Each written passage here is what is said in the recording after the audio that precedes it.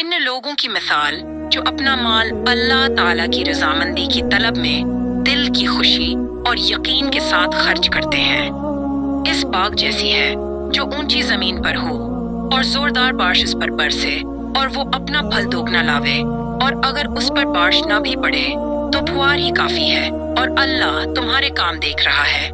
کیا تم میں سے کوئی بھی یہ چاہتا ہے کہ اس کا کھجوروں اور انگوروں کا باغ ہو جس میں نہریں بہہ رہی ہوں اور ہر قسم کے پھل موجود ہوں؟ اس شخص کا بڑھاپا آ گیا ہو، اس کے ننھے سے بچے بھی ہوں، اور اچانک باغ کو بگولا لگ جائے جس میں آگ بھی ہو، بس وہ باغ جل جائے۔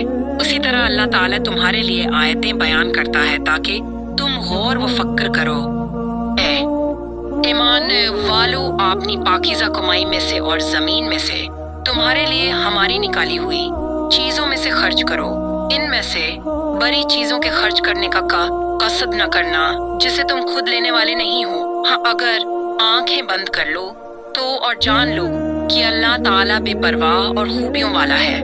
شیطان تمہیں فقیری سے دھمکاتا ہے اور بے حیائی کا حکم دیتا ہے، اور اللہ تعالیٰ تم سے اپنی بخشش اور فضل کا وعدہ کرتا ہے۔ اللہ تعالیٰ وسعت والا اور علم والا ہے، وہ جسے چاہے حکمت اور دانائی دیتا ہے، اور جو شخص حکمت اور سمجھ دیا جائے وہ بہت ساری بھلائی دیا گیا، اور نصیحت صرف عقل مند ہی حاصل کرتے ہیں۔ تم میں جتنا کچھ خرچ کرو یعنی خیرات، اور جو کچھ نذر مانو اسے اللہ تعالیٰ بخوبی جانتا ہے، اور ظالموں کا کوئی مددگار نہیں۔ اگر تم صدقے خیرات کو ظاہر کرو تو وہ بھی اچھا ہے، اور اگر تم اسے پوشیدہ مسکینوں کو دے دو تو یہ تمہارے حق میں بہتر ہے۔ اللہ تعالیٰ تمہارے گناہوں کو مٹا دے گا، اور اللہ تعالیٰ تمہارے تمام اعمال کی خبر رکھنے والا ہے۔